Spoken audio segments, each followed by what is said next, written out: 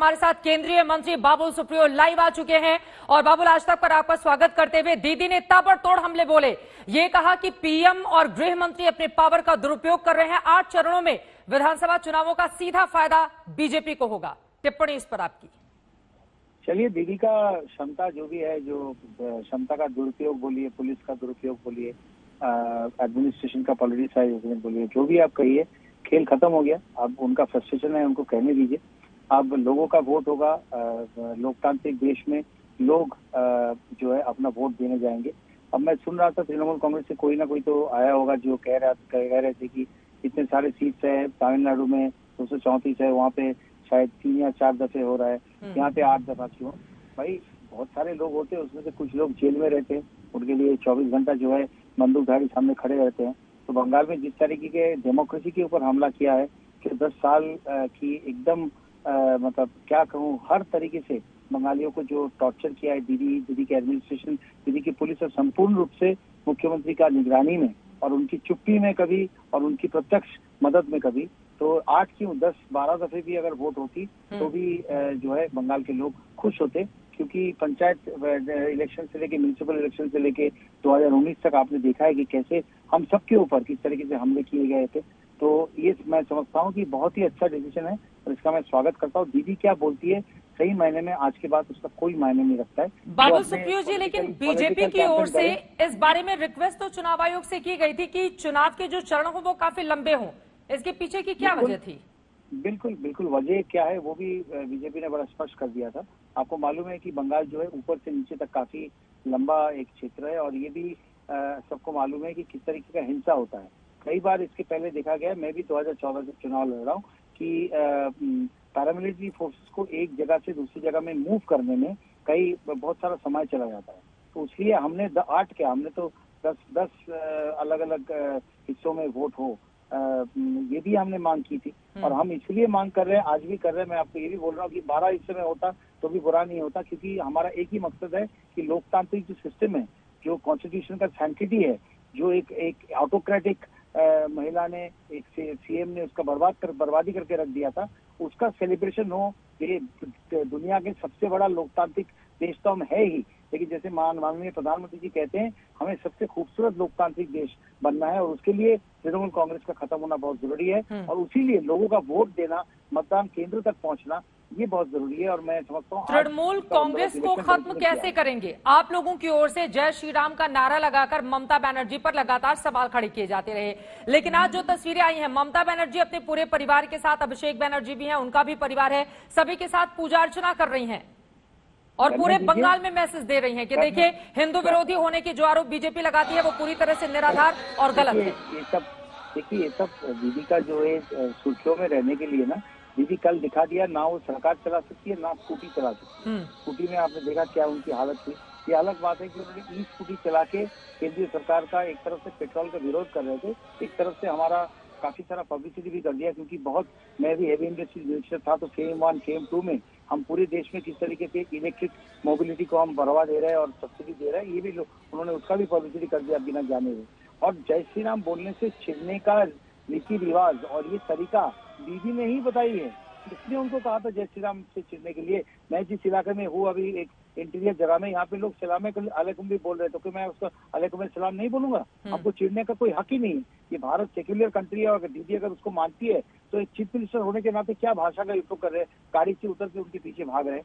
ये नहीं होना चाहिए, पॉलिटिकल डिस्कोर्स नहीं होना चाहिए। बाबुल सुप्रियो जी, आप ममता बनर्जी पर तमाम हमले भी कर रहे हैं। आपने उनके स्कूटी नहीं चला पाने की तस्वीरों को लेकर भी अपनी टिप्पणी कर दी, लेकिन सच्चाई ये भी है ना कि देखिए, चाहे बंगाल में चुनाव हो या किसी भी हिस्से में हो, पेट्रोल और डीजल की बढ़ती हुई कीमतों ने आम आदमी को परेशान कर रखा है। ये कितना बड़ा मुद्दा और बीजेपी के लिए कितनी बड़ी चुनौती मानते हैं आप? ये तो देश के लिए एक चुनौती है और इस चुनौती का सामना करने के लिए जो भी ठोस कदम उठाना चाहिए, उसके लिए हमारी सरकार नरेंद्र मोदी जी के नेतृत्व में उसके लिए ठोस कदम उठाने का काम जो है वो कर रही है। ये मत भूलिएगा कि टैक्सेस, पेट्रोल के प्राइसेस ऊपर केंद्रीय सरकार अकेले नहीं लेती है, हर राज्य जो है बहुत भारी टैक्स उनके ऊपर लेते हैं। अगर इतना ही दीदी को चिंता थी तो अपना हिस्से का टैक्स थोड़ा कम कर देना, तो हम उसी से निपट रहे हैं। और एक लोकतांत्रिक देश में सबको अधिकार है। उन्होंने 1 रुपए घटा तो दिया है।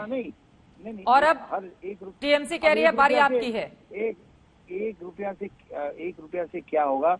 लॉन्ग टर्म सोल्यूशन क्या है? ये सब चुनाव के सामने ये सब चीजें हम बचपन में जब कॉलेज में थे तब से दीदी को ये सब करते हुए देखा है। एक फांसी की रस्सी लटक रही है और दीदी नीचे बैठी हुई है कि ज्योति बसु ये नहीं करेंगे तो हम शाम तक लटक जाएंगे और 3 दिन खाना नहीं खाएंगे। ये सब हम बहुत बचपन से देखे, तब हम पॉलिटिक्स में नहीं थे। मैं आपको इतना ही कहूंगा, let's cut all of that. यही कहेंगे कि आज जो हुआ है, जो डिसीजन हुआ है, उससे लोग अपना वोट डालेंगे, फिर लोगों के ऊपर है। आप देखिएगा कैसे हम बंगाल में कितना अच्छा हम कितने अच्छी तरीके से, जैसे माननीय अमित शाह जी कह रहे, हम अगली बार जो है, इस बार जो है 200 पार जरूर करेंगे। कुछ और महत्वपूर्ण सवाल जिनका मैं जवाब ले लेती हूं। सवाल यह है कि वो 3 कौन से बड़े मुद्दे हैं जिनके जरिए बीजेपी को लगता है कि वो 10 सालों के टीएमसी के राज को खत्म कर देगी इस बार?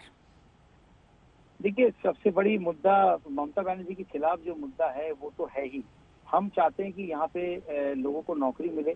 जो सिंडिकेट कटमनी, लोगों को डराने धमकाने का जो एक एटमॉस्फेयर उन्होंने बना के रखा था, उसकी वजह से बंगाल में किसी भी तरीके का, जबकि एक टाइम पे बंगाल मतलब एज ए इंडस्ट्रियल हब देश में एकदम अव्वल जगह पे थी, आज वो कहीं का नहीं रहा है। कोई यहाँ पे इन्वेस्ट नहीं करता है क्योंकि वो एटमॉस्फेयर ही ऐसा बना के रखा है। आप नारदा में अगर देखिए तो आप देखेंगे कि तृणमूल के किसी छोटे मोटे नेता को पकड़ना पड़ता है, उसको पैसे देना पड़ता है, फिर वो आपको लेके जाएंगे जिसको हम भतीजा कहते हैं उनके पास, फिर वो कुछ थोड़ा सा कुछ लेंगे उसके पास। और दीदी खुद ये कटवानी की बात करी, ये है। फिर आप अगर लैंड एक्विजिशन की नीति देखें तो आपको इंडिविजुअल बायर से, कोई 100 एकड़ में अगर कोई कारखाना चालू करना चाहता है तो उसको इंडिविजुअल बायर से जमीन लेना पड़ेगा। ये सच है कि दीदी जमीन के आंदोलन से मुख्यमंत्री बने हैं, लेकिन उसका मतलब ये थोड़ी है कि पॉलिटिकल उद्देश्य से आप पूरा राज्य का जो है आप हर तरीके से देखिए। आप शिक्षा, हर साल उसकी परीक्षा नहीं होती है।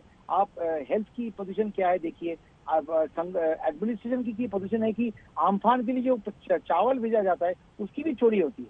तो ये हर तरीके से लॉ एंड ऑर्डर सिचुएशन को जितना काम बातकारी उतनी अच्छा है। हमने तो कोई डॉक्यूमेंट्री नहीं बनाई है। बंगाल की लॉ एंड ऑर्डर सिचुएशन क्या है वो आप ही दिखाते हैं। एनआईए जो लश्कर तैयबा के जो आतंकी को पकड़ते हैं उसमें से 9 में से 6 बंगाल से पाए जाते हैं। रोहिंग्या मुसलमान के लिए दीदी खाला बन के बैठी हुई है। जो बाकी लोग हैं जो जो टेरर ग्रुप्स के साथ जिनका लिंक है उनको भी वोटर लिस्ट में शामिल करने के लिए किस तरीके से दीदी ने 10 साल सबके ऊपर जो है अत्याचार किया है। पुलिस की तो बात ही छोड़ दीजिए। तो मैं मोटा मुद्दे तो बहुत है, करना बहुत है बंगाल के लिए, जितना करे कम है।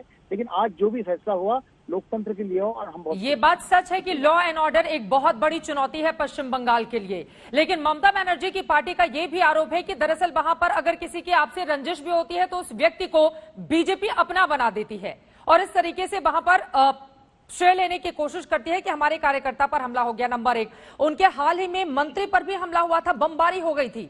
उनका ये कहना है कि बीजेपी ये हमले करवा रही है। देखिए, दीदी का कहने से क्या होता है, सबको मालूम है कि हर जगह में तृणमूल के छोटे बड़े नेता आपस में लड़ाई कर रहे हैं, क्योंकि उनको भी पता चल गया कि लोग उनके विपक्ष में हैं। ये तो देखिए ना, इतना बड़ा इलाके में पहले चारों तरफ से अंधेरा देखिए।